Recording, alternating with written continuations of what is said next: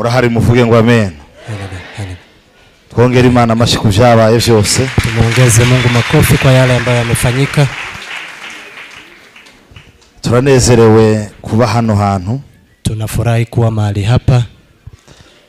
Imana ihimbazwe ku bwavyo. Mungu apewe sifa kwa ajili ya hayo.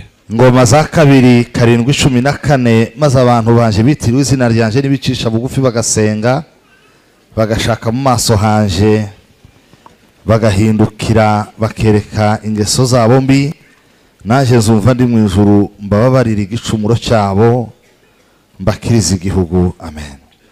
Mambo ya Nyakati wa pili 7:14 ikiwa watu wangu walioitwa kwa jina langu watajinyenyekesha na kuomba na kunitafuta uso na kuziacha njia zao mbaya, basi nitasikia toka mbinguni na kuwasamehe dhambi yao na kuiponya nchi yao. Amen.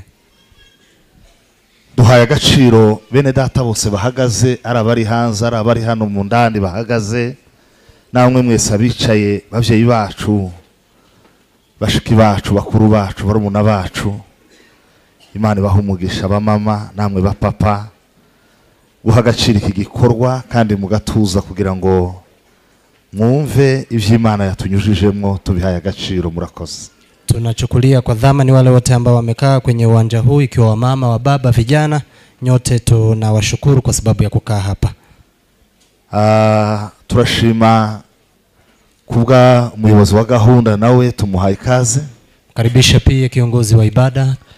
Turashima kubw'iki kibanza n'abashumba ba yoboye aha hantu, by'umwihariko umushumba mukuru wa release ariko nanone n'umushumba uyoboye paruwase hamwe n'abakristo bose muri rusange. Tubihaye agaciro, Imana ibahumugisha. Tunashukuru pia kwa kanisa la release kuanzia kwa bishop pamoja na reverend wa hapa na wakristo wote kwa ujumla, tunawashukuru sana. Abo twagendanye tubahaye ikaze, namwe babiyegereje, Imana ibahumugisha. Barimo Pastor Ngoga executive pastor, nawe tuguhaye ikaze, Imana iguhumugisha. Tunakaribisha pia timu ambayo tumekuja nayo kutoka Kigali, nao pia tunawashukuru. Mungu turashima kuko bashumba bose bari hano bavuye mu matorero atandukanye. Imana ibahumugisha bashumba. Tuturi tuvuga amazina yanyu, turabubashe barevera bashumba ba bishops and other titles. May God bless you so much. Tunashukuru pia kwa ajili ya wachungaji wote ambao wako hapa, mabishop, apostles na wachungaji wote kwa ujumla. Turashima kubwa bavuga butumwa aba evangeliste bose bari hano. Imana ihabwe icubahiro ku bwanyu. Tunashukuru pia wainjilisti wote walioko hapa. Mungu apewe sifa kwa ajili yenu. Ndongera gushimira komite y'abayumbe iyobowe na President Rugondera. Imana ibahumugisha kubwo kudutumira hamwe na mutualité mukadufasha ibintu byinshi byiza. Turimo turasoza uyu munsi wa none ariko byagenze neza, turabashimiye. Tunashukuru pia kamati ya waombezi wote ikiongozwa na Pastor Rugondera pamoja na Siberka yote kwa kutualika. Tunawashukuru, Mungu awabariki sana. Nashaka ndimo ndifuza gutinda hano, taka kaa hapa sana kubera ko nkumbuye Masaini, kwa sababu nimemisi sana Masaini. Ntabwo mpaheruka kwa siku nyingi bila kuwa hapo, kandi hariya niho haduhaye ijambo rituma duhagarara hano mukica, na hapo ndipo tumepata neno la kutufanya tusimame hapa nanyi mnakaa. Kandi numvaga nshaka gusura umushumba muvuga butumwa mugenzi wanje twakoranye nawe, ndamushimiye cyane, Bishop Rutebuka. Harya ni kuwa kane Tapia nataka kumtembelea mchungaji ambaye tumefanya naye kazi, ndetse na nifuzaga no kuba nabana na kwa Pastor Revera Munyakazi muri Grace, pamoja pia na Grace kwa Reverend Munyakazi. Naje mfite amanama ngira ngo abayobozi narimo mbabwira I need the last confirmation today. Nakomeje gukora amanama arebana n'ibintu by'ibiterane biri mu Rwanda bya Afrika haguruka murayizi. So hari uburyo uyu mwaka ifite umwihariko bagiye ba dispatchinga, turakomeza kubisengera kugira ngo tuzabane namwe kandi turizeye ko Imana izadufasha. Ariko mwumve ko Kenya twahaye agaciro uburyo mwaduhaye ikaze n'uburyo mwatunezererewe. Mwese Imana ibahumuje. Ilikuja nikiwa na vikao vingi ya Afrika Simama, kwa hivyo tunashukuru sana kwa vile mmetupokea watu wa Kenya. Mungu awabariki sana. Ndashima kubwa mwene data Cheese. Nashukuru pia kwa ndugu Cheese. Imana iguhe umugisha. Mungu ambariki sana. Mwumvise ko yavuze ko avuye muri Amerika? Mesikia amesema anatoka Marekani. Avuye muri Amerika, afite visa y'imyaka 10. Ana visa ya miaka 10. Yarayifasha isiga mu nzu, arajabuka aragenda. Aja kurega gatuza ngo mayimayi nigahusha nivyo. Kandi niga tambukana biraruta kufata iyo visa ngo agende nabaje chukua visa yake akaiacha, ndipo akaweza kuelekea nyumbani. Hanyuma ngo abantu bazareshe mu gihugu, mureshe kubera iki? Eti watu watatoshana nchini. Mworesha ninyi mnaweza toshana. Uko uvuga ngo na urireshesha ngo bigiri nani? Unaweza sema hata wewe utakuwa kama wengine. Ariko amasomo yaba ubusa amasomo ntiyarangiye ugira ngo puraya ngo katugume turondogore nyine umwanya urangire.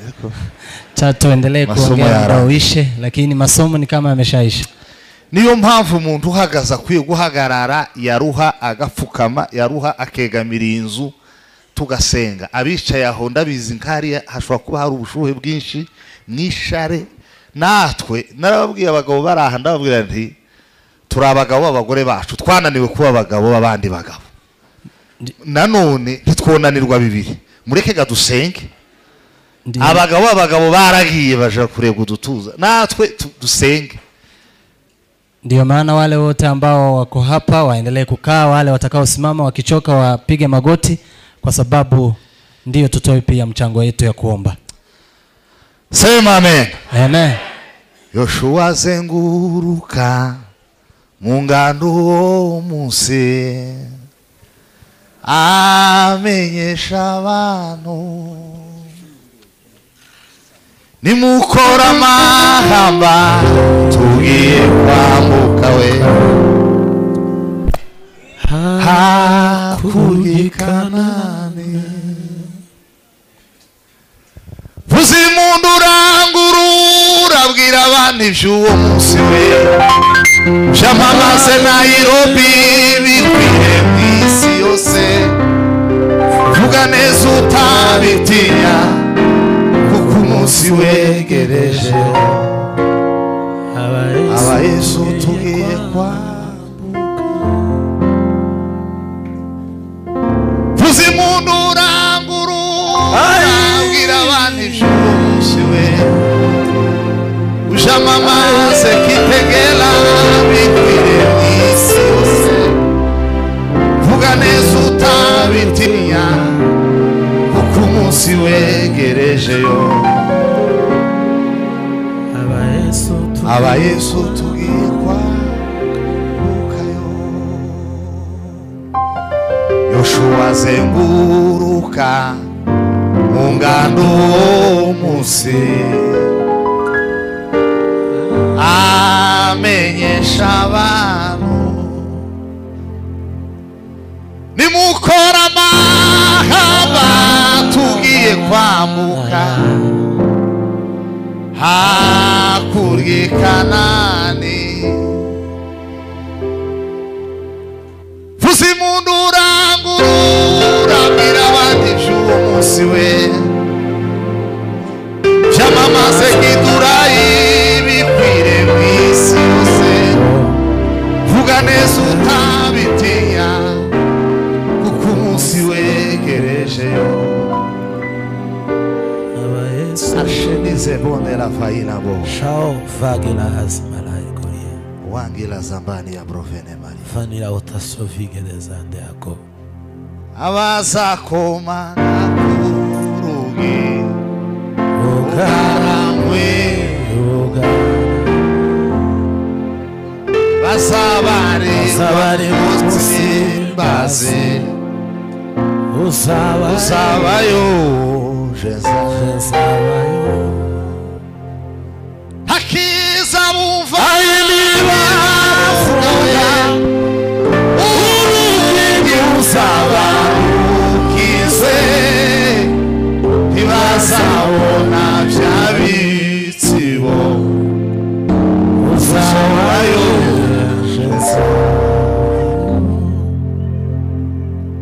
bamwe bazaba baririmba bari kumwe ababohowe n'amaraso uzobayo bazabona umwami w'ubwiza tangira Some la guerra. Traje de venkenao. bame banezerawe nawe Usawayo. Usawayo.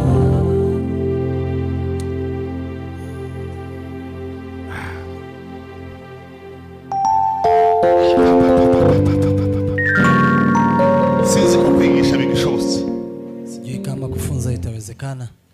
Imana ishimwe nimwe nk'abazamura ibiganza duha Imana ishimwe Inua mikono tumpe Bwana utukufu. yeme zamura amaboko neza duha Imana ishimwe Inua mikono tumpe Bwana utukufu. wavugiriza Imana karura aho wicaye Ya Mungu nuru tafadhali.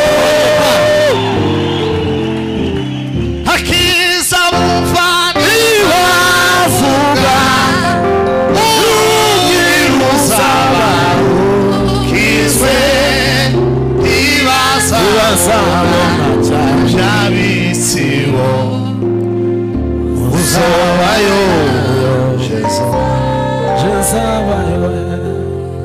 hakiza mufani wavuga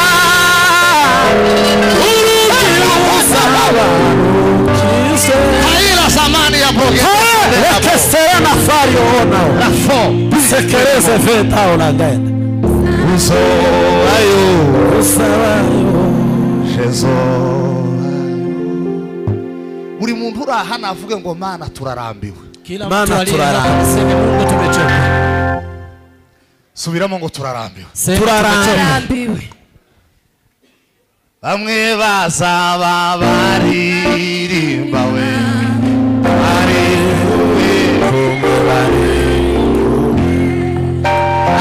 ababohowe n'amaraso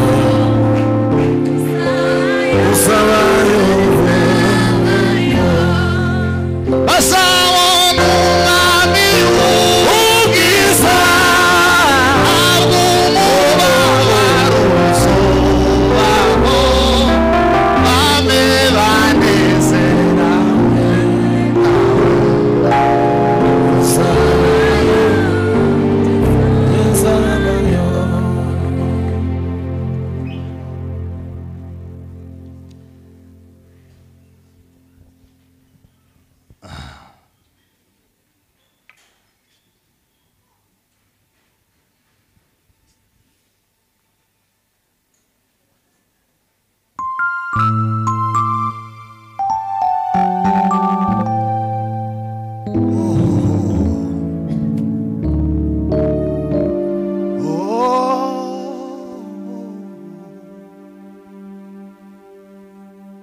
Jeo metigere de novali vaida Maestao shangana dawa daira fe.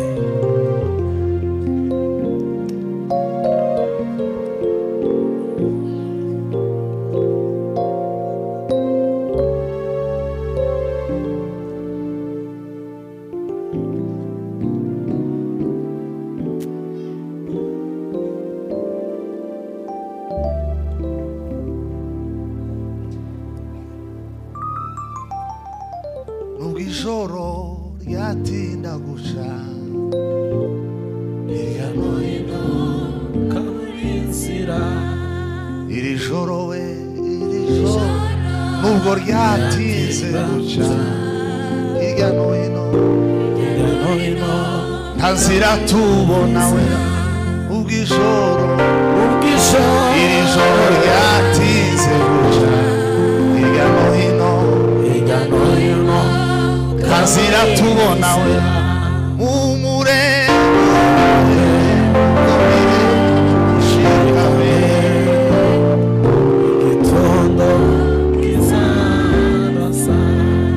umure we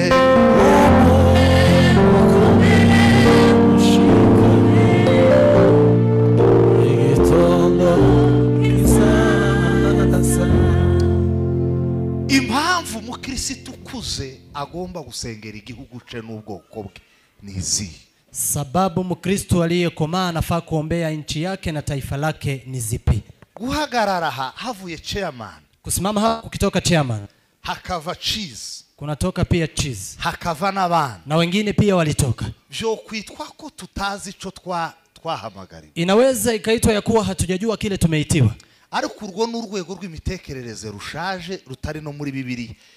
Ntabwo Bibiliya, ntabwo Bibiliya izitandukanye umukristo n'ubwoko bwe. Biblia haiwezi kutofautisha Mkristo na kabila lake. Iyi Bibiliya nta hantu na hamwe itandukanye umuntu n'ubwoko bwe n'igihugu cye. Hakuna pahali Biblia inatofautisha Mkristo pamoja na kabila lake pia na nchi yake nzima. Iyo Bibiliya ivuga ngo tureke kwifata uko tutari, ntabwo bene bari ko kwifata uko tutari. Kubera ko hari abataraha muzi ngo bari mu byumba by'amasengesho, ashobora kuba aryamanye n'abakobwa babiri, umwe iburyo ibumoso, aryamye hagati, muzi ngo ari mu cyumba cy'amasengesho. Uwo ni uhubaka igihugu. Biblia ikisema kutojichukulia kwa namna ambayo haifai, si eti ni kama namna kama hii, lakini kuna wengine pia wapo hapa lakini hawaombei pia nchi. Intambara ikomeye dufite ubwoko bwacu ni intambara bita the change of mind. Tatizo kubwa tunalo na vita kubwa tunayo ni tatizo ya kubadilisha mafikra. Twisi cyaha kitari icyaha, duhobera icyaha nico turi mu kuguma kugotomera gusa, kandi abahobeye icyaha baragagaye meze nka kurya kumwumbati waharangukiye ku gikubo, nta kintu gutya haba na kimwe, ntashaka kumva. Iyo umubwiye ngo dore uko ibintu bigomba kuba bimeze, arashaka kugumana amahame yiwe yiriya kuwa masata, afite amahame yiwe yiriya kukabara mu kabogi, niyaryamye mu bitekerezo muri za mabungu z'abashi n'abapfurero n'abanyintu. Nyamara mureke mbabwiye, nta muntu numwe Imana yahamagaye ngo imukure mu bwoko bwe. Ntabo. Tumechukua kile ambacho si dhambi tukakiita dhambi, na kile dhambi tukaiacha kuita dhambi, lakini hakuna yule ambaye ameitwa ambaye hayuko kwa taifa lake. Abisiraheli, wana Israel, igihe cyose bagiye batabarwa, Imana yahamagaraga umuntu bwayo ikamwihamagarira. Iyo musomye Bibiliya y'Icyongereza nizivuga neza. Bibiliya y'Icyongereza igivuga ngo by a prophet Israel was delivered. Wakati wa Israeli Mungu mwenyewe alikuwa anaita mtu anakuja. Biblia inasema kwa nabii Israeli ikaweza kukombolewa. Buriya iyo Bibiliya bagenda bayitranslatinga cyangwa bayihindura, hari amagambo amwe ushaka kumva neza Bibiliya uzusoma indimi z'amahanga, kubera ko byagiye kugera mu Kinyarwanda n'ikinyamurenge ngo caraje zo bundi ibintu byarakurubutse, baragiye bakuramo amagambo amwe umwimerere umva umuntu agatekereza uko atekereje. Nimba yararagiye mu Gateja cyangwa mu Gisangira urenge, urumva kaza n'ibintu. Nimba yarari ikijumba cyahari ikigali cyangwa cinduze n'umwumbati wo murasirazuba, agatranslatinga selon n'ubumenyi bwe n'ubusha. Ariko Bibiliya ivuga ngo by a prophet, kubwo muhanuzi Israeli yakuwe mu kaga, ikugwa mu buretwa binyuze mu muhanuzi. Kwa sababu ya nabii Israeli imeweza kutolewa kwenye jangwa. Umukristo wahuye n'Imana, ikiza kimuranga cyambere agira umutwaro w'ubwoko bwe. Mkristo aliyepatana na Mungu, kinachomdhihirisha cha kwanza, ana mzigo wa taifa lake. Buriya kwa hivyo hari intambwe zitatu z'abakristo. Kuna hatua tatu za Wakristo. Intambwe ya mbere ni intambwe yo gukizwa.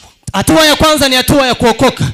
Uwakishijwe cyane ikintu, iyakishijwe neza, aliyeokoka kwanza asarangwa n'ikintu kimwe, anadhihirishwa na kitu moja, ibindi byose bikurikira, mengine yatafuata hapo baadaye. Azarangwa n'imbabazi. Kwanza ana huruma. Ubwami bw'Imana ni ubwami twinjijwemo n'imbabazi. Hii ufalme wa Mungu tumeingizwa kwa msamaha. Iyo umuntu akishijwe ntagira imbabazi, mtu akiokolewa lakini hana msamaha, aba yarabivuze mu kanwa bitarageze mu mutima, amesema mdomoni lakini hajafika moyoni, aba yarabibwiye abaturage, yarabesha abaturage ariko ntiyobeje, amewadanganya watu lakini hawezi kudanganya mbingu. Noneho agatera intambwe ya kabiri yitwa transformation. Sasa anapiga hatua ya pili ya kuweza kubadilika. Iyo umuntu agize transformation, iyo umuntu amaze kuba transformed, mtu akishabadilika, yinjira mu ntambwe yitwa gukunda abantu. Sasa anaingia kwenye hatua ya kusema kuwapenda watu. Iyo umuntu yahindutse aba aza kunda abantu. Mtu akiwa amebadilika anawapenda watu. Nico cyatumye Yohana yandika aravuga ngo uw'Imana akunda abantu. Ngudakunda ntiyigeze amenya Imana. Ndio maana Yohana akaandika wa Mungu anapenda watu kwa sababu asiyependa huyo si wa Mungu. Noneho hakaza intambwe ya gatatu. Sasa kuna kuja hatua ya tatu. Ico bita spiritual maturity. Sasa kuna kuja kukomaa kiroho. La maturité spirituelle. Kukomaa kiroho. Ce qui signifie la maturité spirituelle. Kile ambacho kinamaanisha kukomaa kiroho. C'est pas par les mots qu'on parle. Si kwa haya maneno ambayo tunazungumza. C'est les actes. Ni matendo. Qui signifie que tu as été transformé. Kinachomaanisha kuwa umebadilika. Your act, your actions. Yale matendo yako. What you do. Yale unayoyafanya. Will determine that you have been transformed. Yatadhihirisha ya kuwa wewe umeshabadilika. Umuntu wakishijwe. Aliyeokoka. Iyo umuntu yakishijwe neza. Mtu akiwa ameokoka vizuri. Agira imbabazi. Yeye ana msamaha na huruma. Yahinduka agakunda. Alafu akibadilika anapenda. Hanyuma yaba umukristo ukuze. Akiwa mkristo aliyekomaa. Agakora ibikorwa bikura abandi mu kaga. Sasa anafanya matendo yanayowatoa wengine kwenye jangwa. Muranyumvise? Mumesikia? Nico gituma Biblia ivuga ngo. Ndio maana Biblia inasema. Nzabagira iki? Mtawafanya nini? Ibyakozwe n'intumwa rimwe umurongo w'8. Matendo ya Mitume 1:8. Nzabahindura kuba abagabo. Tawafanya kuwa waume. Hanyuma ni murangiza mugende gute? Alafu mtafanyaje? Nzabagirira abagabo kuryama mu nzu. Nitawafanya waume ili mlale nyumbani. Nzabagirira abagabo kugenda muvuga ubutumwa muheri Yerusalemu, mugende Yudaya, mugere ni Samaria kugeza he. Nitawafanya mashahidi muende mkitangaza Samaria, Yudea, kila pahali. Umukristo kuzudakora ibikorwa bikura abandi bantu mu kaga, byaba ibyo gukura abantu mu kaga mu gihugu no kugaburira imfuje n'abapfakazi, ushobora kutagira ibiryo bibagaburira ariko uzaho ibiryo biri n'ababifite ukamenya n'abashonje aho bari ufite nimba warabaye transforme neza. Ikintu cambere Imana izigushiraho faveur, wagera imbere y'abafite ibiryo ukababwira ngo hariya hari abashonje, ufite ibiryo akabura imbaraga zibikwima kuko wabaye transforme, faveur y'Imana izikuza. Sasa mtu ambaye amekomaa anapata kibali kwa Mungu na anaweza akawasaidia wengine kuwatoa kwenye jangwa. Ntabwo umuntu wabaye transform haba nubwo yoba yambaye ibicakara, habe nubwo inkweto yoba yaramuhengamanye n'ishati yaramusaziyeho imaze kumukuriraho, uko byogenda kose uzumubona gutya. Habe nubwo yoba afite izuru ringana n'ubuhiri, uzumureba ukabona arakunditse, ukabona ni mwiza, ukabona ameze neza, ishati yanduye ntuyibone, ikote ririho umwita nturibone, ukabona araryoshya ameze neza. Hanyuma ikindi cyakabiri kubera faveur y'Imana uzumureba gutya ukumva ufite icizere, ukamugirira icizere kwa sababu ya kibali cha Mungu anachompa yule mtu aliyebadilika na kukomaa. Ukimwona tu nawe pia unaweza ukamwamini. Ariko ikintu kiza kigaragaza kutabaye transform, lakini kinachodhihirisha kuwa hujawahi badilika, umuntu azayambara kisakara, mtu anavaa kabisa, anajaribu kujirembesha, akagege n'akakaruri kasakaje umushinja, akagerageza anajaribu, ariko wasumure. Lakini ukimwangalia, wamureba mu maso, ukimwangalia machoni, ukabona afite mikori, unaona huyo mtu kabisa. Wamureba urya, ukimwangalia ukabona arakurubuse, unaona huyo mtu ameparara. Nimuvuge ngo haleluya. Sema amen. Abisiraheli bava mu byago bikomeye. Wanaisraeli walipotoka kwenye jangwa kuu, Imana yagiye ikoresha abantu b'abahanuzi. Mungu ameenda akiwatumia nabii, igakoresha abantu bayo. Alikuwa anatumia watu wao, bagiye batabarwa inshuro nyinshi, walienda wakipata msaada mara nyingi, ariko hari inshuro zitatu zantana, lakini kuna mara tatu imenishangaza. Inshuro ya mbere, mara ya kwanza Imana yohereje umugabo bita Zerubabeli. Mungu akamtuma mume anayeitwa Zerubabeli. Mara bisomye namwe, hata ninyi mmesoma. Konvoi ya mbere, wale kikundi cha kwanza, yarimo umugabo bita Zerubabeli n'umugabo bita Yoshua. Kulikuwa na mume anayeitwa Zerubabeli pamoja na Yoshua. Bari baje kubaka urusengero, walikuwa wamekuja kuijenga hekalu, kugira ngo nibamara kubaka urusengero, ili wakishajenga hekalu, Israeli aho iherereye yumve ko urusengero rwasanywe, Israeli isikia kuwa kanisa limeshajengwa, nibarangiza bagira inyota yo kuja mu rusengero rw'Imana, alafu wawe na shauku ya kwenda kwenye kanisa la Mungu. Nimweka basamura ibiganza by'Imana icyubahiro, mikono mpe Bwana utukufu. Iyo mbawe mbavugirije Imana karu, Mungu nduru tafadhali. Sema haleluya. Haleluya. Imana ihabwe icyubahiro. Amen. Mungu. Sauna menda la visa. Taesomera ela kinomero. Shebre des afos. Shabi na esavelai. Konvo ya kabiri yazanye na Ezra. Kikundi cha pili kikaenda na Ezra. Ibi mpaye mvuga abantu bize Biblia barabona. Haya ninayoyasema waliosoma Biblia wanaelewa. Ezra akora ibintu bitatu. Ezra akafanya mambo matatu. Icambere yaje gusana igicaniro muri gakondo yabo. Kwanza amekuja kurudisha tena madhabahu katika taifa lao. Ikindi cha kabiri, La pili, yaraje kugarura abantu mu bushake bw'Imana. alikuwa amekuja kuwarejesha watu kwenye mapenzi ya Mungu. Icya gatatu, La tatu, yaraje kwibutsa abantu indangagaciro z'imico yabo kugeza ubwo yaza babwira akababwira ngo bibuke n'ibisekuruza byabo. Birya nababwiye ejo. alikuwa amekuja kuambia watu wakumbuke values zao mpaka alipokuwa akiwakumbusha hata vizazi vyao. Abantu imibabaro yari yaratumye bibagirwa. Watu walikuwa wamesahau vizazi kwa sababu ya dhiki walizozipitia. Kandi aho niho tugeze. Na hapo nipo tumefikia. Ubu nyine hari abagabo bakuru baza ngo se sogokuruza wawe nini? Sasa hii kuna waume wakubwa unaweza ukamuuliza, je, babu wako ni nani? Ngo simbizi. Hata sijui. Ngo simbizi pipi. Sijui la. Ngo mbaza data gusa. Uliza babangu pekee. Sikinde. Si kingine. Ni imibabaro. Sababu ya dhiki na mateso. Umuntu mwegeranye mubwire ngo Imana idukize imibabaro. Mtu mlie karibu naye muambie Mungu uponye mateso. Muvuge ngo haleluya. Haleluya. Yeme Imana idutabare mwuka byara. Mungu atuletee msaada. Mubwira nimbaraga ngo Imana idukize imibabaro. Mwambie Mungu atuponye dhiki. Sawa muri figa abo duhese Imana. Haleluya haleluya. Akaruruka. Mungu tafadhali. Bwana Yesu asifiwe. Atukuzwe mwenye nguvu. Itsinda rya gatatu, kundi la tatu, niryo ryasanye na Nehemiya umuvuga butumwa yazavuga. Ndilo limekuja na Nehemia ambaye mhubiri alikuwa akimzungumzia. Nehemiya yakoze iki? Nehemia amefanya nini? Vuga ngo amen. Amen. Amen. Icambere, kwanza yaje kubaka inkiki. amekuja kujenga kuta.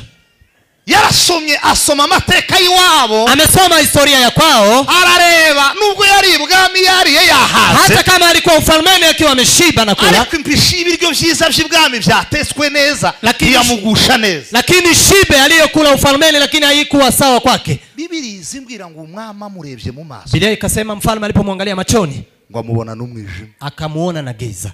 Aramubaza atari ko Nehemiya nikicaha. Akamuuliza, je, Nehemia ni nini tishida? Nabuzwa niki kubabara iwacu inkike zararidutse ibisturo by'abasogokuruza byaramenetse inkike zara amarembo yarahiye ibintu byose nta kiri ku murongo, nabuzwa niki kubabara? Akamwambia, nitakosaje kuwa na huzuni kwa sababu kwetu kuta zimebomoka, hata kaburi za babu zimeshachomeka zote, nitakosaje kuweza kuhuzunika? Israeli yari kumurara ahantu hose yakinguye, ariko Nehemiya aravuga ngo ngomba kuji watu nkaja kubaka inkiki. Israeli ilikuwa pale ambapo kumefunguka milango ikiwa, lakini akasema lazima niende kwetu, niende kujenga kuta. Ichakabiri, la pili, yagiye gutunganya marembo. Ameenda akienda kuweza kutengeneza lango. Irembo ry'intama, lango la kondoo, irembo ry'umwanda, lango la uchafu. Amarembo yose ko arindwi arasana.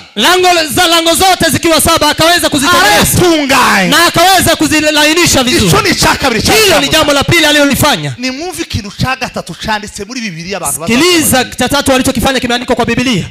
Yagiye gusana ibituro by'abasekuruza. Ameenda kuweza kuvitengeneza tena kaburi za babu zake. Ubu nyine haje umuntu anakavuga ngo agiye gusana ibituro ngo by'abasogokuruza. Kila mtu akasema nitaenda kutengeneza kaburi za babu. Abayumbe ko kwa matwirega nka kujya kwinkware yafashwe mu mutego ngurumva ngo. Tunaweza sema huyu mume ngo araketse. Ni kama anashukika. Ngo ari mukuja ngo kubaka ibituro. Anaenda kujenga kaburi. Ngo kila ni kimenyetso ko ari mu gufata ngo amagufa y'abantu akarara yagugu. Hiyo ni dhihirisho ya kuwa anachukua mifupa ya watu na analala akila. Kuberiki. Kwa nini? People don't understand their responsibility. Taifa ama kabila haijasikia ile jukumu lao. Ntabwo turamenya. Hatujajua ibitureba. Yanayotuhusu. Umuntu azingo. Mtu anajua.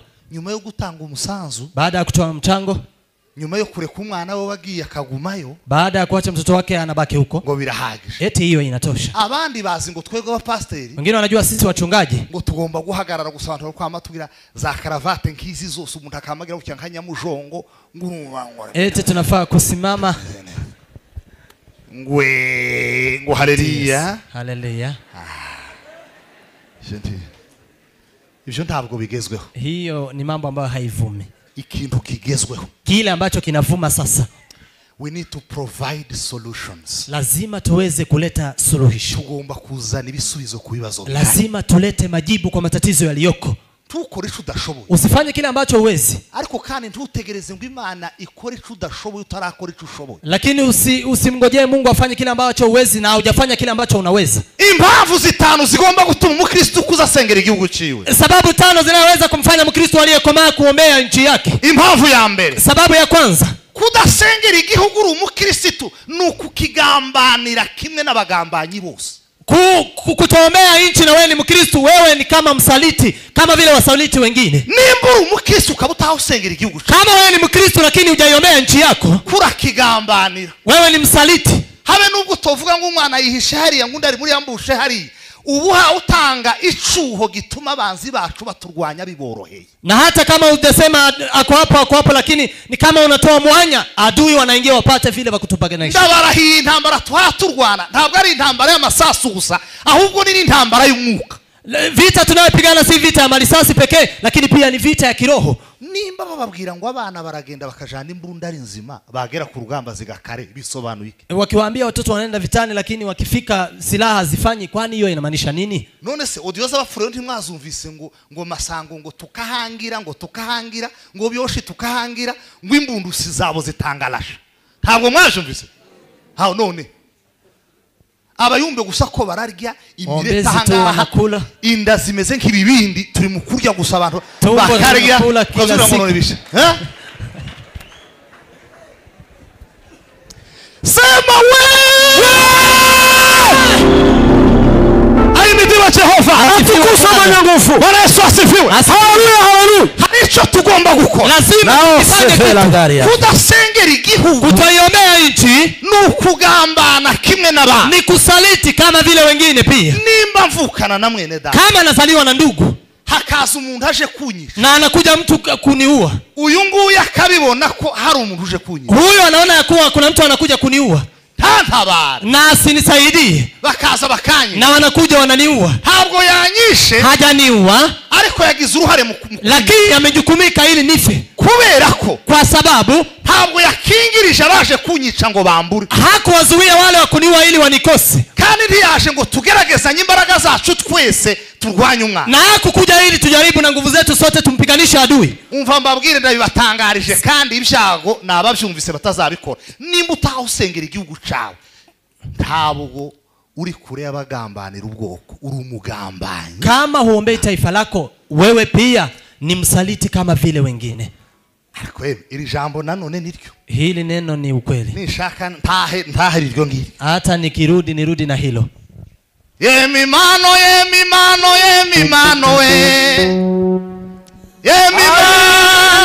sigaye gulwa hiyo we, iyo muda mukaya kadata, iyo muda we mukaya kadata. Ye walimu na wa Kristo, kadiri za kuhuna Mungu yagawe, nasino siku kihugo chakayai, nasino siku we ikihugo chakayai.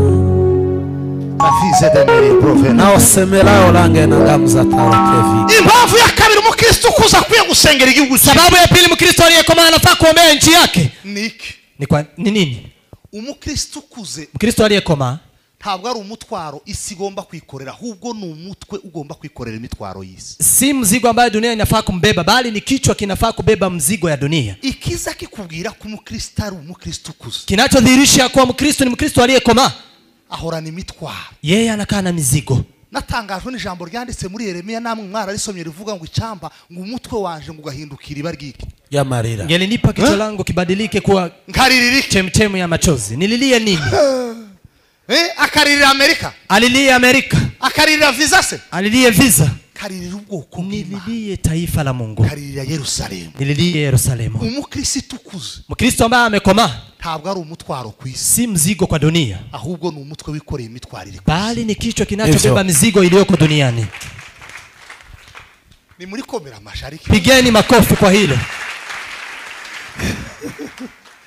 Ariko naratangaye n'ukuri, nimeshangaa. Nasomye ijambo ry'Imana muri Daniel igice ca 9 ngira ngo umurongo wa 16. Nasoma katika Daniel nafikiri ni 9:16. Harambwira ngo Daniel ararira atakira Imana. Ikasema Daniel akalia na akamlilia Mungu. Yinginga Imana arayibwira ngo Mana wibagirwe ibicumuro vya Yerusalemu. Akamsihi Mungu akamwambia Mungu uweze kusahau dhihaki ya Yerusalemu. Wibagirwe ibyaha abantu bako. Usahau dhambi walizozitenda. Wirengagiza ibyaha by'ubwoko bwacu. Bwana usahau dhambi za taifa letu. Umukristo ukuze, Mkristo aliyekomaa akeneye gusengera ubwoko bwe n'igihugu cye kubera ko umukristo ukuze ntazaba umutwara abandi bikoreye ahubwo azaba umutwe wikorera imitwaro y'isi. Anafaa kuombea kabila lake pia taifa nzima kwa sababu si mzigo dunia inabeba bali ni kichwa kinachobeba mizigo ya dunia. Nimba muharini muvuge ngo haleluya. Haleluya. Sema haleluya. Haleluya. Ntabwo umukristo ukuze ari ikibazo mu bantu. Si tatizo kwa watu.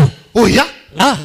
Ahubwo umukristo ukuze bali mkristo aliyekomaa yageze mu bantu akifika kwa watu barishima watafurahi bakanezerwa na wanatabasamu kuko babonye amaboko abateruza umutwaro urebe kwa maana wamepata mikono itakayowasaidia kuchukua mzigo kubeba mzigo. Ngo haleluya. Sema haleluya. Haleluya.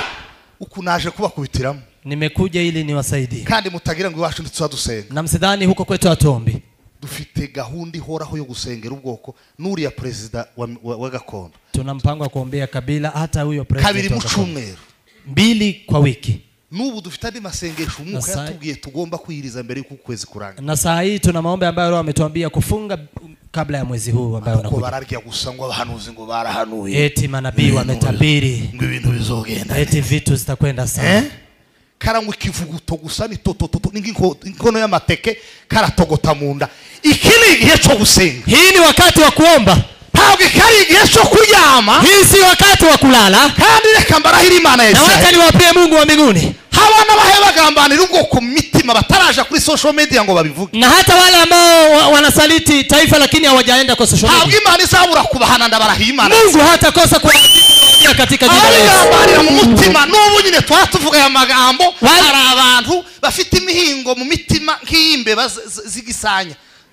Turarebana na. Kuna watu pia saa hii tukizungumza maneno pia ni wasaliti wako na roho mbaya lakini hao pia wataona. Nimuvuge ngo ni bafatusa. Bafatusa. Bafatusa. Bafatusa. Hezima arashuru za mu ibiga. Haleluya. Ai mitima Jehova atukufa abanyagufu. Bwana Yesu asifiwe. Haleluya haleluya. Ariko ndabakunze bikomeye. Lakini nawapenda kabisa. Kuogera ngari ya hagati anayeweza kufika kama hapo katikati. Imana bahumugisha mu kagira. Mungu awabariki sana. Bwana Yesu asifiwe. Atukuze. Nani mwanaume kama Yesu? Haleluya. Nani mwanaume kama Yesu? Haleluya. Nani mwanaume kama Yesu? Haleluya. Nani mwanaume kama Yesu? Haleluya. Nani mwanaume kama Yesu?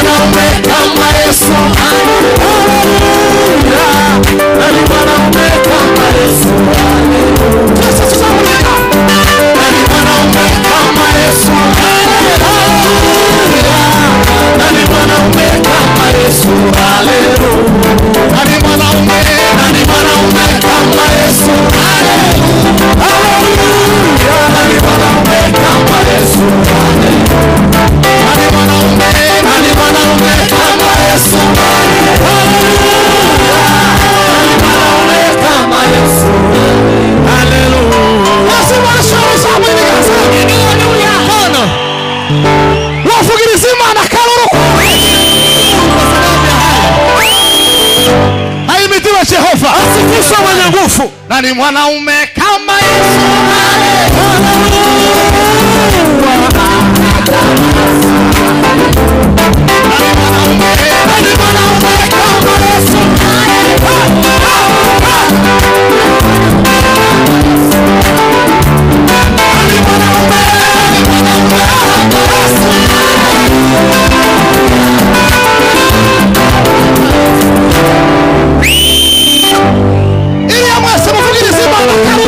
Pigieni Mungu nduru tafadhali.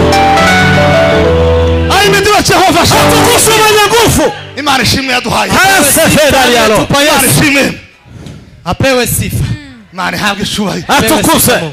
Karzene vonde labo. Tayo la figue longa. Accord de pravision. C'était qui se vogailo? Rythme de concession. Asilala melorita dizo. Valide de paix. Sangile hiraki no muragaro. Langambo na usari. Akiramira sobe vence.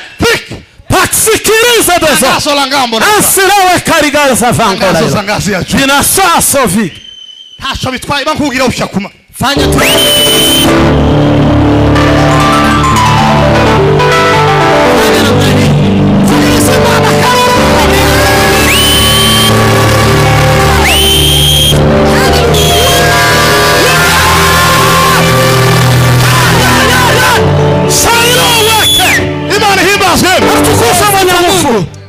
Mose ntiyigeze yibaza ngo ese Mana kuki umbwiye ngo nzamura amaboko. Musa hajajiuliza kwa nini Mungu umeniambia niinue mikono. Iyo Satani igiye gutera umuntu. Shetani akitaka kumpiganisha mtu. Uzumubwira ngo gira we. Unamwambia fanya namna hii. Aho ngo bisobanuye iki? Kwani inamaanisha nini? Kutabikora ivyo bisobanuye iki? Kutofanya hiyo inamaanisha nini? Ongera unyeganyeze.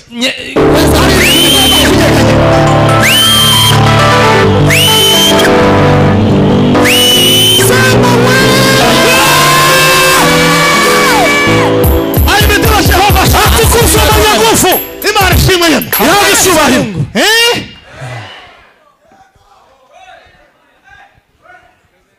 Ntabwo umukristo si eti mkristo ari umutwari si yikoreye. Ni mzigo ambaye dunia inabeba. Umukristo nyakuri. Mkristo wa kweli kamilifu ni umutwe wikorera imitwaro. Ni kichwa kinachobeba mizigo. Ako ndakabasigiye muri Kenya. Hako nimewatia Kenya. Ni mukaki. Pokeeni hako. Iyo ni salamu imbazani. Hiyo ni salamu niliyowaletea. Abakristo bakuru, Wakristo wakubwa, ntabwo ari imitwaro isi yikore. Si mizigo dunia inabeba. Ahubwo ni imitwe yikore imitwaro iri. Bali ni kichwa kinachobeba mizigo ya dunia. Nani mwanaume kama Yesu? Nani mwanaume kama Yesu? Haleluya. Nani mwanaume kama Yesu? Haleluya. Nani mwanaume kama Yesu? Haleluya. Nani mwanaume kama Yesu? Haleluya. Nani mwanaume kama Yesu? Haleluya. Nani mwanaume kama Yesu? Haleluya. Nani mwanaume kama Yesu? Haleluya. Nani mwanaume kama Yesu? Haleluya. Nani mwanaume kama Yesu? Haleluya. Nani mwanaume kama Yesu?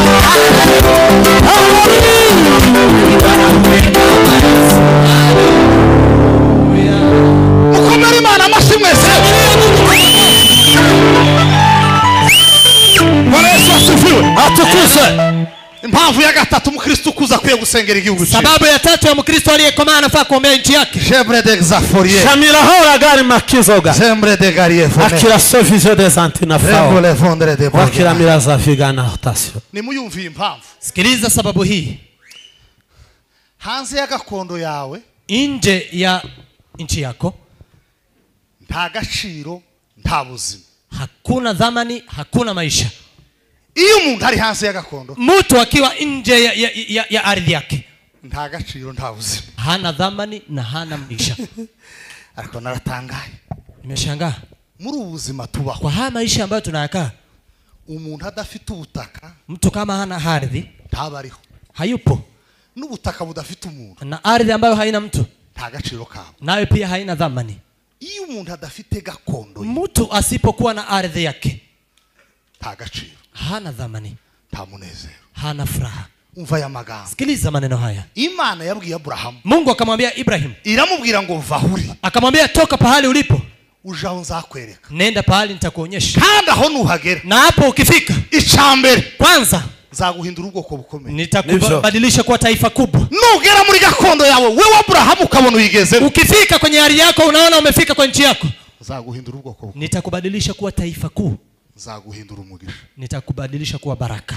Nta muntu uba hanze ya gakondo yugira agaciro. Hakuna mtu ambaye yuko nje ya ardhi yake ambaye ana dhamani. Impamvu twa dutekereza ngo twogira amafaranga twogira agaciro ni inzara nyinshi dufite. Kwa nini tunafikiria eti tukipata pesa tunaweza kupata dhamani? Ni kwa sababu ya njaa nyingi tunayo. ndababwiye ngo hari abantu bari mu kumara kurya muri Amerika avuye yarabize hari abantu bari mu kumara kurya bahaze banyoye amata inda zaba banye nini bahinduye amasimisi kugira ngo umuntu yambaye umufuko wa busunzu. Kuna watu ambao wamekula huko Marekani wakashiba. Mtagira ngo ndabasekaga naje yanje sintoya ukusukunanga. Sidhani hata mimi si hivi nilikuwa. Ariko jewe ni vyiza ko nyigira kuko iyo ntayifite umutwe ubungana naka kameza kara. Lakini mimi ni afadhali kwa sababu kama singekuwa nayo kichwa ingelikuwa kubwa zaidi.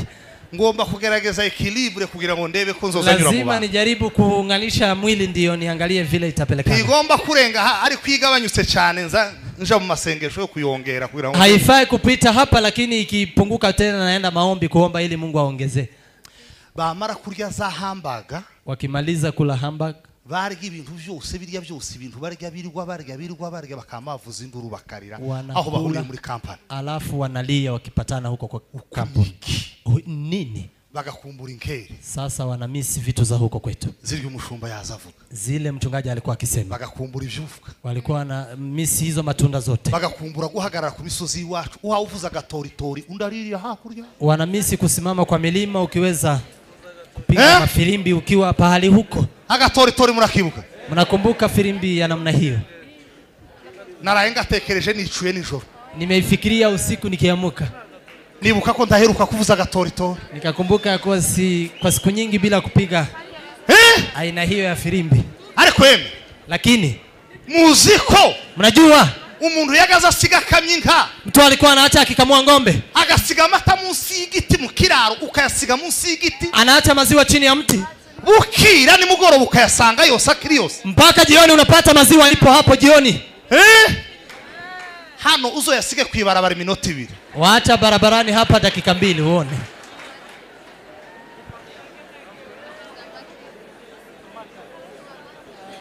Haleluya yemwe. Atukuse. Nimuvuge ngo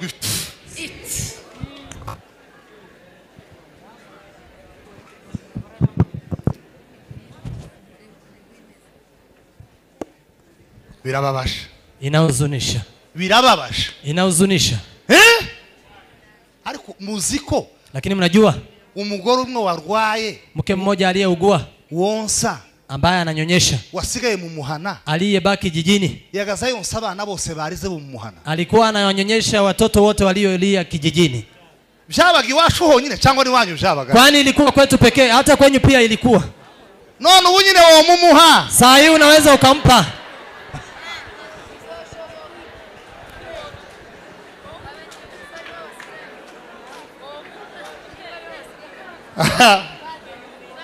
Wamumuha unaweza ukampa. Uzagerageze azacira igishegeshe. Ujaribu uone. Uzibesha umumuhereze. Ujaribu mpe. Uzosanga umwana ahacira ingona hasi. Utapata mtoto anatema mamba. Nimuvuge ngo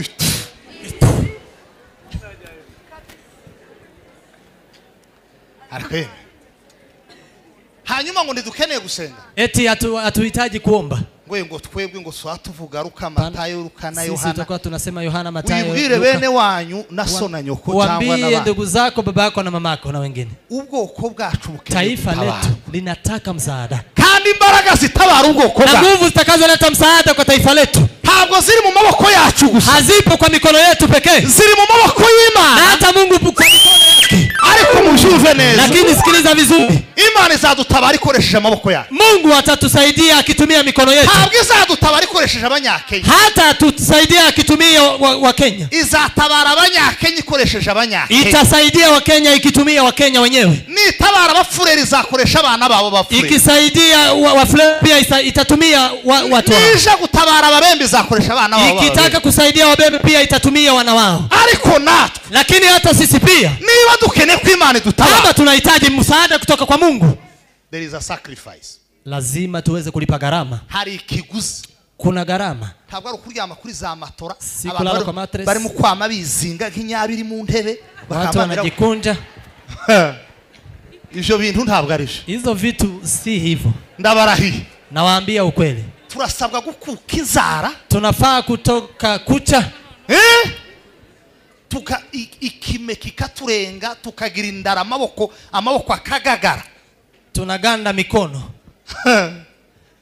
Ukimana umurebe nkaya makoti twamba ukumurebe Angalia kama hizi suti tumevaa. Worijana mu bijabo gukurinjira muri ari amahorokera y'imbeho n'inzuzi. Hii unaweza ukaipeleka huko bijabo. Keneye kwambara boots, lazima uvae n'ibisogesi, alafu na socks, n'amaga, alafu uvae na vifunika, n'isapu, alafu na kofia, igikoti kinini, alafu ile jaketi refu. Umwe akinjira mu bijabo, mmoja anaingia bijabo, undi akinjira ubutayu gusenga, mwingine anaingia faragani kwenda kuomba. Birasobanutse? Umeelewa? Nimba nta butayu buhari Masaine ziri kure, kama hakuna faragani Masaine iko mbali, uzuryama, lala hapa, urara, lala hapa, uririma, lilia Mungu kugezi wacu habonetse amashimwe, mpaka kwetu kupatikane shukrani. Hanze ya gakondo y'umuntu, nje ya ardhi ya mtu, nta gaciro, hakuna dhamani, nta munezero, hakuna furaha. Vuga ngo amen. Amen.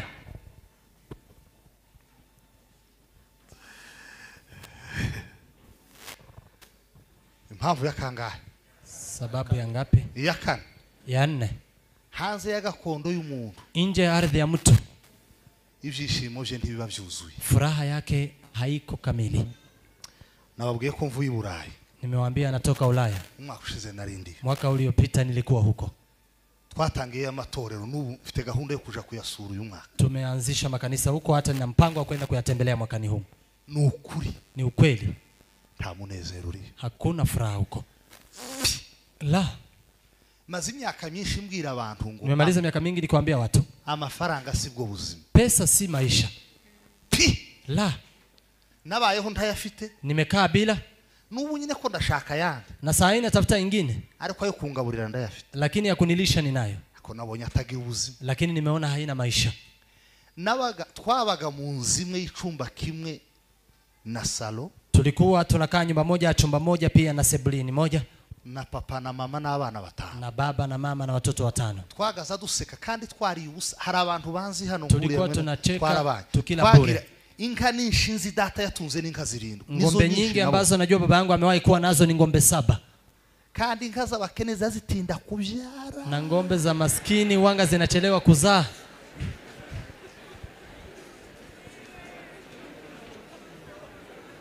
Zikonsa ikimasa karuha shaje kija konka nyini gahenga maguru mama kazipengame ndiyo ndume iweze kunyonya.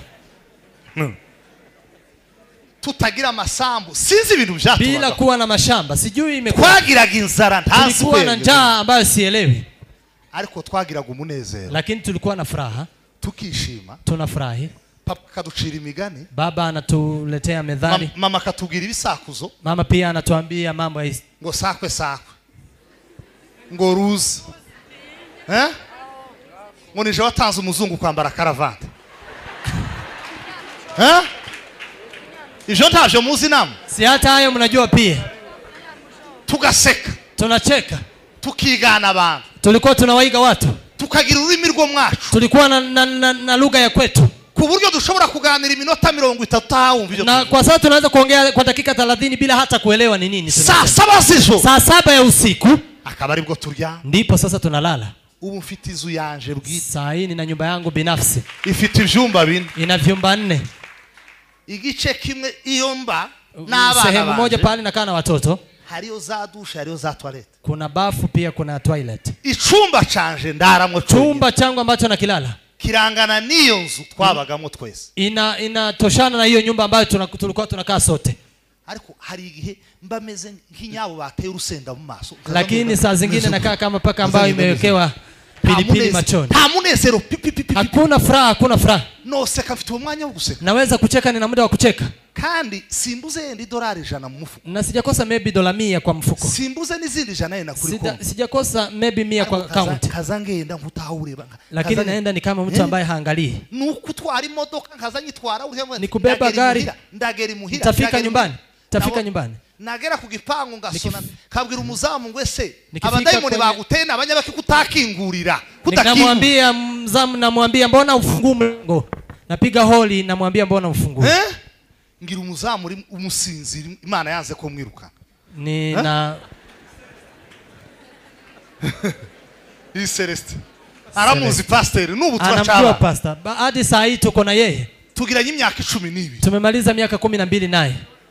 Imana yaranze ngo sinkamwiruka Mungu amekataa nisimkimbizi kuva mtoroshe. tubanye Tangu tulipoishi naye hararari wabo haba nari hajalala kwao hata siku moja. ejo bundi naroshe mpamagara nyina ntese wasaje ukareba uyu muhungu wa Nimepigia mama yake hata nikamuuliza suje uangalie kijanako. ndamura ntewe niteguye kumushingira nikamushingira Nikamwambia niko tayari uwo munsi nahamagaye nyina asanga yasinze. Sasa nilipoita mama yake akapata akiwa amelewa. Ndabase mama wamubonye. Nikasema mama umemwona?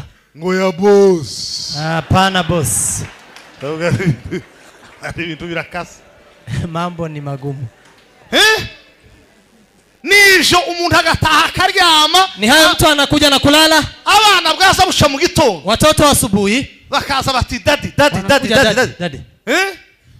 Tukabashukaga ngo ngwino nguhobere mpeza bizu.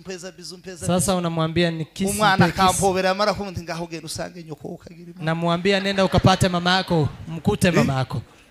Uko gabugiye ku ishuri. Saa hiyo sasa wanaenda shule. Ko buri myirutumyira tumeze nabi bahetse ibikapo bingana wanajipanguza makamasi wamebeba vikapo. Imiruho n'imibabaro barayitangira. Uchovu wameanza kuchoka. Wamechoka kabisa. Ukoga nkamambwira nyina batware ndebe ko sinzi tundi. Mama namwambia sasa wapeleke nione kama naweza kusinzia kama dakika ngapi tu. Ngahindukira nkama nizinga kakanyabu. Sasa najikunja kabisa nikilala. Kugira ngo ndebe gako ili nione nobona imbaraga zinyiriza umunsi. Naweza kuona nguvu ambazo zitanipa kushinda siku. Ngaho ni mungereranyiza. Sasa ubwo niko mfite ubuzima bwiza. Hivyo ndo niko na maisha mazuri. Ivyo abantu bazabibesha si. Yale ambayo watu wanajidanganya si hayo. Uko abantu baba kuye guhura nkuku. Watu wangelipatana kama hivi. Tugaseka, tunacheka, tukanezerwa, tunafurahi kubera ko kwa sababu hanza habira kasi. Hapa nje ni vigumu. Mwebwe sinabonye inzu zahane vyumba atari nka byinshi cyane. Si nimeona hata ninyi hapa vyumba si mingi sana. None sasa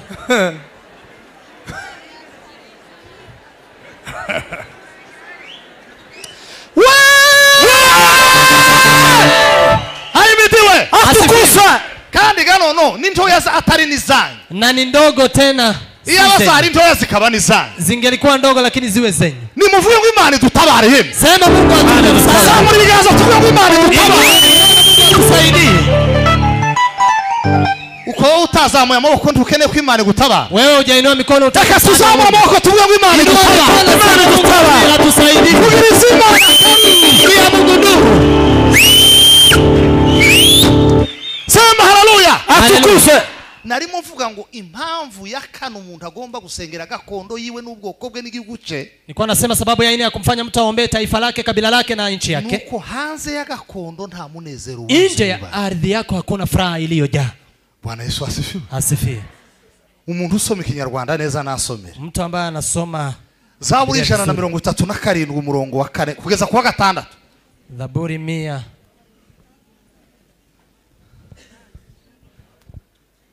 Mahubiri na nyimbo za wokovu wa Mungu zitakaponyamaza huko walielikata zuri la Bwana utakawa pemele atakusanya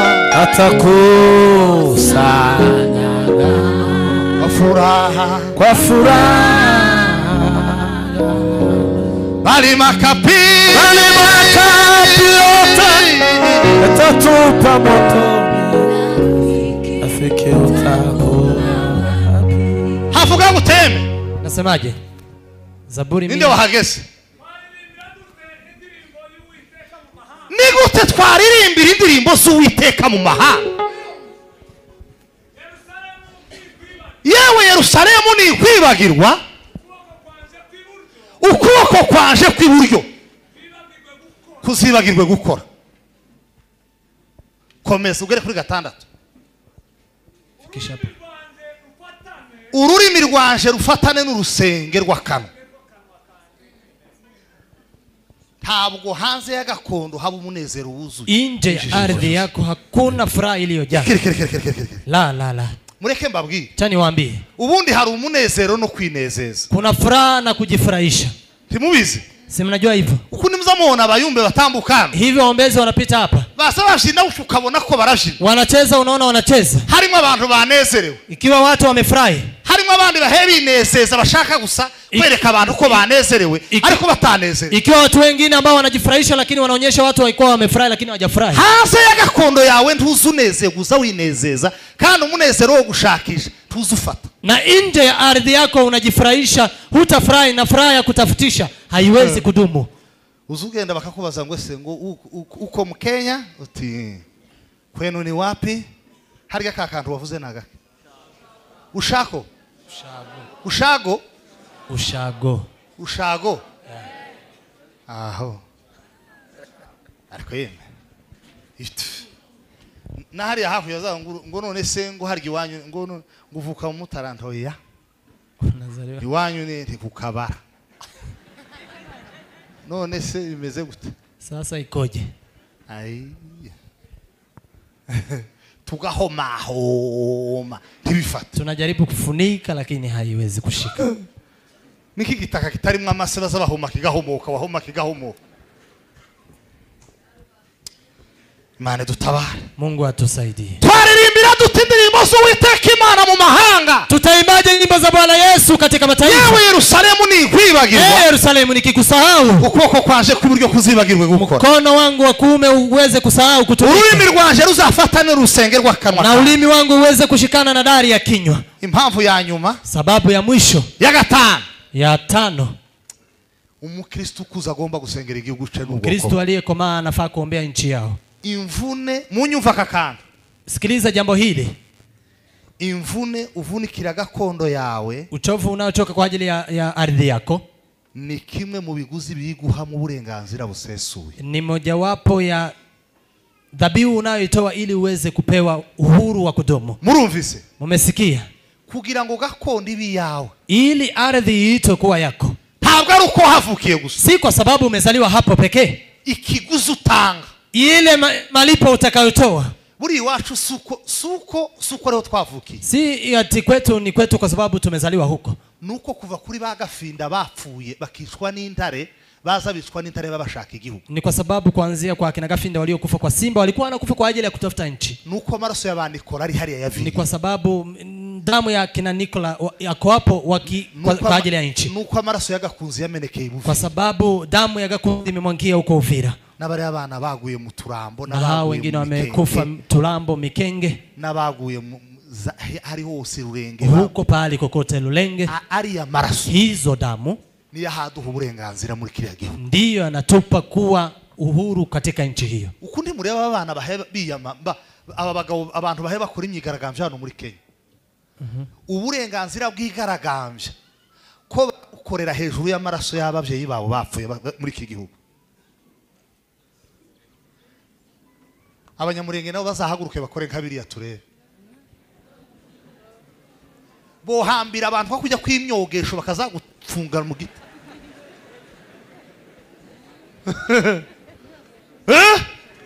bo kuzingazinga nk'urukangaga bakazagenda bakajugunyiri undi bakajugunyiri impamvu abangaba bigaragambya hagira n'ugira ikibazo bakarushaho gusara nuko bafite uburenganzira ku gihugu abavyeyi babo bameneye amaraso baruhiye barariye ubukuna bakarara hasi ku bw'igihugu cyabo iyo utaruhiye gakondo yawe usipochoka kwa ajili ya nchi yako nta burenganzira busesuye bigira huwezi kuwa na haki ya ukweli kwa nchi ifaranga rigura gakondo kandi rikomeza muri wewe pesa ambayo inanunua ardhi yako ama nchi yako na inapea dhamani katika wewe nukuvirirana kwa maraso ni kuweza kumwangika kwa damu nutagira ico ukora usipokuwa na jambo la kufanya hakizabuza abanyamurenge gutabarwa hakuna kile kitazuia abanyamurenge kupata msaada biturutse ku bandi na ikitoka kwa wengine wowe utarimo wewe kama haumo ariko wowe lakini wewe n'inzu yawe na nyumba yako ntabwo bizabagwa neza mtaweza kuwa na abantu baje bitiriwe izina ryanjye watu wangu walioitwa kwa jina langu nibahindukira bakareka ingeso zabo mbi wakibadilika na kuacha tabia zao mbaya bakampindukirira na wakinigeukia zumva ndi mwijuru tasikia kuwa mbinguni icyambere kwanza mbakiriza igihugu niwaponye nchi yao muhumirize ku maso yawe fungeni kwa macho yenyu ni mutabazi Imana muvuge ngo Mana dutabara. Muite Mungu, mwambie Mana Mungu dutabara. tusaidie. Yeme ico nico kiguzi coroshe wotanga. Hicho ndicho gharama unaweza ukatoa. Kumiriza utabazi Imana ngo Mana dutabare. Engera Mwambie abanyamuryango. Mungu tusaidie. Zamura ijwi ryawe usenga Imana. Inua sauti yako. Sera ola fige deo. Refafere de matre des Na esta essa milangano. trimestre de corriere Antisa sofise de sogariano. rebre des enfants. Critique de zadafo. Lengo la uzambani ya Ma Bwana. salaritere de zakita. Brighe de benistro. Cairo melangando la fao. Lambo la zavani ya brighe. Ile la gari ya fosa la rimerite. Nabamba ngo mbasavye guhaguruka yemwe. Naweza Nimwihangane twese duhaguruke. Simameni tafadhali.